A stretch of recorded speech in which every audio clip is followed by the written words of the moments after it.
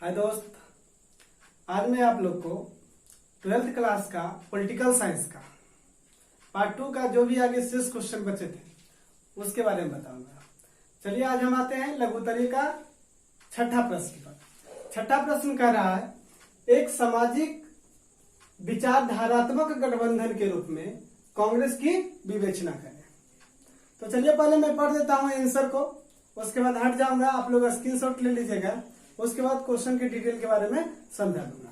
पहले लिखे यहाँ पे हम, भारतीय राष्ट्रीय कांग्रेस का जन्म 1885 ईस्वी में ए.ओ. ह्यूम के नेतृत्व में हुआ। उस समय कांग्रेस नवशिक्षित, कामकाजी तथा व्यवसायिक वर्गों के हितकारी था।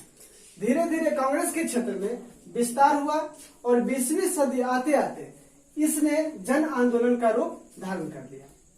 प्रारंभ में इसमें सिर्फ कुछ अंग्रेजी भाषी या फिर अग्रणी जाति का वर्चस्व रहा, लेकिन बाद में सविनय अवज्ञा आंदोलन प्रारंभ होते ही इसमें किसान, उद्योगपति, शहर तथा गांव के निवासी भी सम्मिलित होने लगे। आगे लिखे पैराग्राफ चेंज करके, अब कांग्रेस पार्टी का स्वरूप इंद्रधनुष जैसा हो गया था। इसके विशेष भाषा, जाति, धर्म के आधार पर भेदभाव शून्य के बराबर दिखा। कांग्रेस के प्रमुख नेता भी इन सतरंगी समाज के हित के लिए हमेशा तत्पर रहे, अतः हम कह सकते हैं कि कांग्रेस एक समाजवादी विचारधारा गठबंधन वाली पार्टी थी। आपको पता होगा कि कांग्रेस प्रारंभ में जब गठबंधन हुआ था कांग्रेस का, तो ए.ओ. ह्यूम ब्रिटिश शासक के एक पदाधिकारी थे, रिटायरमेंट प्राप्त कर चुके थे, और उसने ही कांग्रेस पार्टी का गठन किया था। प्रारंभ में कांग्रेस पार्टी में वैसे ही लोग सम्मिलित होते थे जिन्हें इंग्लिश बोलना, लिखना, पढ़ना आता था। मजदूरों या छोटे लोगों से ये बहुत परे था, अलग था। किंतु समय बीतता गया, देश में आजादी के आंदोलन की प्रक्रिया तेज होती गई, लोग जुटते गए और कांग्रेस जो है मजबूत होता चला गया। अब कांग्रेस की पहुंच उन सुदूर क्षेत्रों तक चला गया जहां लोग खेती करते थे, जहां लोग मजदूरी करते थे, जहां लोग एक समान जीवन जीते थे। समान लोगों के जीवन से इस जुड़ाव को जब गति मिला, उसमें एक प्रक्रिया बनी, लोग जो है कांग्रेस से अवगत हो गए पूर्ण रूप से। कांग्रेस के नेता भी जो थे वो इन लोगों को साथ लेकर करके चले, यानी कांग्रेस में सभी दलों को, जैसे इंद्रधनुष में 7 रंग होता है, उस तरह से कांग्रेस में अमीर, गरीब, ऊंच नीच, जो भी कास्टिज्म वगैरह जो आप लोग जानते हैं, देख रहे हैं समाज में, सभी लोग जो है उसमें जुड़ गए और सभी की विचारधारा पर जो है कांग्रेस चलने में सफल रहा। अर्थात हम कह सकते हैं कि एक सामाजिक विचारधारात्मक गठबंधन के रूप में कांग्रेस का प्रभुत्व रहा। और आप जानते हैं, प्रथम आम चुनाव, द्वितीय आम चुनाव, तृतीय आम चुनाव में कांग्रेस भारी मतों से जीता। 489, 494 सीटें में लगभग 361, 374, 364 सीटें भी प्राप्त किया, है ना। ये सब तो कांग्रेस के प्रभुत्व का, यही सब प्रॉपर्टी का देन है। चलिए 7वां प्रश्न पे आते हैं। 7वां प्रश्न क्या कह रहा है, भारत में विपक्षी दलों के उद्भव की विवेचना कीजिए। भारत में विपक्षी दलों के उद्भव की विवेचना कीजिए। चलिए पहले आप स्क्रीनशॉट ले लीजिए। ठीक है, पढ़ देता हूं क्वेश्चन एक बार। उद्भव का अर्थ जन्म या उद्गम होता है। इसका मतलब ये नहीं है कि आजादी मिलने के समय में भारत में कोई अन्य गैर कांग्रेसी पार्टी नहीं थी। इस प्रश्न का तात्पर्य अन्य पार्टी की सदृढ़ता से है। आगे देखा जाए तो भारतीय लोकतांत्रिक व्यवस्था में प्रारंभ में आजादी के समय से 1970 तक कांग्रेस पार्टी का वर्चस्व भरपूर रहा। इसी क्रम में अनेक विपक्षी दल जैसे समाजवादी दल, प्रजा सोशलिस्ट पार्टी तथा जनता पार्टी का जन्म हुआ, है ना। किंतु इन पार्टियों में उतना प्रभुत्व नहीं था कि कांग्रेस को मात दे, किंतु 1970 के बाद जनता दल का प्रभुत्व बढ़ा तथा केंद्र में सत्ता हासिल की। अतः हम कह सकते हैं कि विपक्षी दलों का उद्भव भले ही पहले हुआ, लेकिन प्रभुत्व में 1970 के बाद ही आया।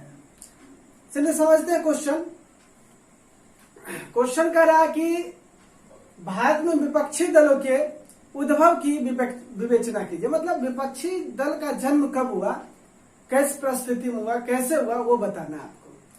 तो आपको पता है समाजवादी दल बोलिए या स्वतंत्र पार्टी बोलिए या प्रजा सोशलिस्ट पार्टी बोलिए या जनता दल बोलिए या जनसंघ बोलिए, जो भी पार्टी है वो कांग्रेस से ही अलग होकर के अपना एक स्वतंत्र रूप धारण किया है। ये तो आपको पता होगा। जब देश आजादी की ओर बढ़ रही थी उस समय सभी पार्टी कांग्रेस को सपोर्ट कर रहे थे। एक पार्टी छोड़ कर करके मोहम्मद अली जिन्ना का पार्टी था, मुस्लिम लीग, बाकी सब पार्टी कांग्रेस की तरफ थे। जब देश आजाद हुआ कांग्रेस को बहुत लोकप्रियता हासिल हो गया पूरे देश में। प्रथम आम चुनाव कराया गया, प्रथम आम चुनाव में कांग्रेस बहुत अधिक मतों से विजय हुआ। सेकेंड आम चुनाव, थर्ड आम चुनाव में भी वही हाल रहा। मतलब एक प्रभुत्व वाली पार्टी के रूप में कांग्रेस उभरी। अब यह देखना है कि अनेक पार्टी का उदय कैसे हुआ। तो आपको पता होना चाहिए कि जो पार्टी पहले गठित हुई थी, समाजवादी पार्टी, आजादी के पहले 1948 में आने के बाद ये पार्टी कांग्रेस से अलग हो गई और एक स्वतंत्र पार्टी का रूप ले ली। 1948 में इनके एक दो सदस्य जो भी थे सक्रिय सदस्य, वो इससे किसी न किसी प्रकार से विगलित हो गए। जयप्रकाश नारायण भूदान आंदोलन में सम्मिलित हो गए, जो कि इस पार्टी का प्रखर नेता थे। एक इसके और नेता थे, उनकी मृत्यु हो गई, पार्टी बिखर गई, पार्टी टूट गई, पार्टी दो भागों में बिखर गई, है ना। दूसरा पार्टी जो बना वहां पे सोशलिस्ट पार्टी का निर्माण हुआ। सोशलिस्ट पार्टी किसी तरह से आगे चला और सोशलिस्ट पार्टी से ही जनता पार्टी का जन्म हुआ, जनसंघ का जन्म हुआ, जनसंघ से जनता पार्टी बना। तो भले पार्टी का उद्भव आजादी के उपरांत तो हो चुका था, लेकिन वो वर्चस्व में नहीं आया था। विपक्षी का जो वर्चस्व होता है उसमें नहीं आया था। उसमें अगर इसका प्रखर देखा जाए तो 1970 के बाद ही दिखाई देता है। यानी आजादी से 1970 तक कांग्रेस का ही प्रभुत्व रहा था। यानी आप कह सकते हैं, नीचे में हम लिखे हैं कि अतः हम कह सकते हैं कि विपक्षी दलों का उद्भव भले ही पहले हुआ हो, लेकिन प्रभुत्व में 1970 के बाद ही आया। कोई दिक्कत है तो आप कमेंट करके पूछें, जहां भी दिक्कत है उसका आंसर हम देंगे। और नहीं होता है तो मेरा व्हाट्सएप नंबर पे आप कॉल कर करके या फिर मेरा डायरेक्ट नंबर पर फोन कर करके आप पूछ सकते हैं। चलिए अगला प्रश्न देखते हैं, 8वां प्रश्न। 8वां प्रश्न आपका जो कह रहा है समाजवादी दल क्या है ना। तो पहले इसके बारे में पढ़ देते हैं। लिखा हुआ है समाजवादी दल एक उदारवादी दल है। ये दल स्वतंत्रता से पूर्व कांग्रेस का ही अंग था और कांग्रेस के अंतर्गत आचार्य नरेंद्र देव, जयप्रकाश नारायण, यूसुफ मेहर अली तथा मीनू मसाने ने अपने प्रयासों से 1934 ईस्वी में इस दल का स्थापना किए थे। आगे पैराग्राफ चेंज करके लिखे हैं कि आजादी के बाद 1948 ईस्वी में ये दल कांग्रेस से अलग हो गई, किंतु इसके नेता जयप्रकाश नारायण के भूदान आंदोलन में चले जाने से तथा आचार्य नरेंद्र देव की मृत्यु हो जाने से पार्टी कमजोर पड़ गई। बाद में किसान मजदूर तथा अन्य पार्टी से मिलकर प्रजा सोशलिस्ट पार्टी के रूप में तब्दील हो गई। फिर पार्टी टूटकर समाजवादी पार्टी और प्रजा सोशलिस्ट पार्टी में तब्दील हो गई। अंततः 1971 ईस्वी में राजनारायण के नेतृत्व में दोनों संगठित होकर पुनः समाजवादी दल का गठन हुआ। देखिए बहुत लंबी प्रक्रिया है, कहता है कहानी है जहां से शुरू और वहीं पे खत्म, है ना। तो जनता ये जो है समाजवादी दल जो है समाजवादी दल से शुरू हुआ और लास्ट में समाजवादी दल ही बन गया। उसके बीच में अनेक प्रक्रियाएं हुई। शुरू में तो ये कांग्रेस का अंग था, मीनू मसानी, जयप्रकाश नारायण, आचार्य नरेंद्र देव और एक नाम और है यूसुफ मेहर अली, इन सबों ने मिलकर इस पार्टी का निर्माण किया, इस संगठन का निर्माण किया। कब किया? 1934 ईस्वी में, जब देश आजाद हुई 1947 ईस्वी में। 1948 ईस्वी में पार्टी टूट गई, कांग्रेस से स्वतंत्र हो गई, अलग हो गई। लेकिन इनके जो प्रखर नेता थे, जो एक तरह के कहते हैं ना फेमस नेता जो थे, वो इस पार्टी से अलग हो गए। कौन? जैसे जयप्रकाश नारायण भूदान आंदोलन में चले गए। उसी समय एक अच्छे नेता थे, उनका मृत्यु हो गया, उनका नाम था आचार्य नरेंद्र देव। आचार्य नरेंद्र देव की मृत्यु हो गई और जयप्रकाश नारायण भूदान आंदोलन में चले गए। अब पार्टी कमजोर पड़ गई, पार्टी कमजोर पड़ गई। तब पार्टी को लगा कि मतलब जो भी प्रकाश में आया था वो सब खत्म हो गया। फिर पार्टी जो है किसी तरह से किसान मजदूर को मिला कर करके, अन्य पार्टी को मिला कर करके प्रजा सोशलिस्ट पार्टी में तब्दील हो गई। मतलब पार्टी मजबूत करने के लिए प्रजा सोशलिस्ट पार्टी में तब्दील हो गई। राम मनोहर लोहिया के नेतृत्व में कुछ दिन पार्टी चली। जब राम मनोहर लोहिया की मृत्यु हो गई तो पार्टी फिर से टूट गई, फिर से वही पार्टी बन गई, समाजवादी पार्टी और प्रजा सोशलिस्ट पार्टी। लेकिन अंततः 1971 ईस्वी में दोनों पार्टी मिली किसके नेतृत्व में? राजनारायण के नेतृत्व में। राजनारायण के नेतृत्व में दोनों पार्टी मिली और दोनों पार्टी मिल कर करके समाजवादी दल की स्थापना की, है ना। यही इसका इतिहास है। और थोड़ा सा क्वेश्चन अगर समझ में नहीं आता है तो एक बार देखिए, अगर एक बार में नहीं समझ में आता तो वीडियो 2 बार में देखिए, है ना। 2 बार में समझ में आ ही जाएगा। और उतना में भी समझ में नहीं आता तो आप हमें पूछिए, है ना, कमेंट करिए, मेरा व्हाट्सएप नंबर है तो कॉल करिए। जहां तक हो असंतुष्टि नहीं होना चाहिए।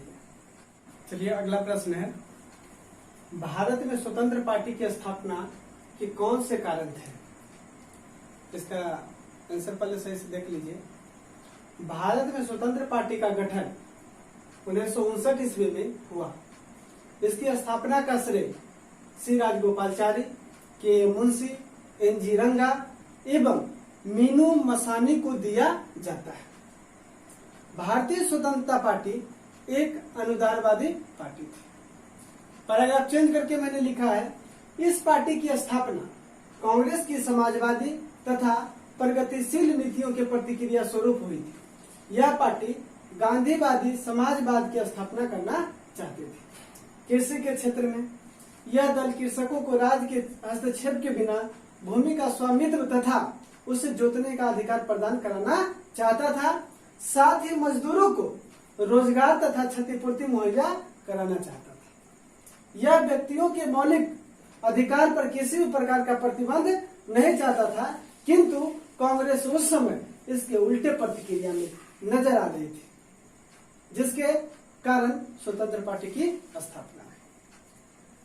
स्वतंत्र पार्टी की स्थापना 1959 ईस्वी में हुई और स्थापन कर्ता जो थे वो भी बहुत पहुंचे हुए नेता थे।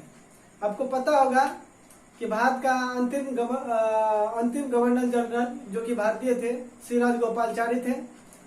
और उस समय जो ये मीनू मसानी, NG रंगा जिनकी चर्चा हो रही है, वो भी एक अच्छे नेता में गिने चुने जाते थे। बात हुई कांग्रेस और स्वतंत्र पार्टी की, तो इन नेताओं को लगा कि कांग्रेस कहीं ना कहीं जो मजदूर है, किसान है या आम जनता है, उसके मौलिक अधिकार जो भी है उसका हनन कर रही है, उसका गलत फायदा उठा रही है। उसको रोकने के लिए इन सबों ने मिलकर एक पार्टी का निर्माण किया और उस पार्टी का नाम रखा स्वतंत्र पार्टी। जब स्वतंत्र पार्टी की स्थापना हुई तो जितने कारण के कारण इस पार्टी का गठन हुआ था, उसी कारण को इस पार्टी ने उद्देश्य बना लिया और उसका फायदा भी मिला। 1967 के आम चुनाव में, यानी चतुर्थ आम चुनाव में, इस पार्टी को 44 सीटें भी प्राप्त हुई और वहां पे जो है कांग्रेस पार्टी को जोरदार जो है झटका भी लगा, है ना। तो यहां तक समझ सकते हैं इस पार्टी के बारे में। और आज भर इतना ही।